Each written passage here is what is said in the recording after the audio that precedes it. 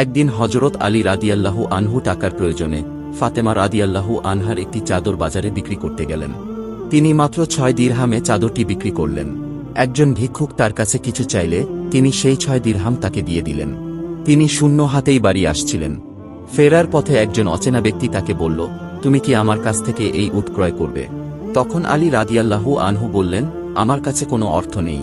তখন সেই ব্যক্তি বলল, আপনি বাকিতেই নিয়ে যান। তিনি বাকিতে 100 দিরহামে সেই উট ক্রয় করলেন।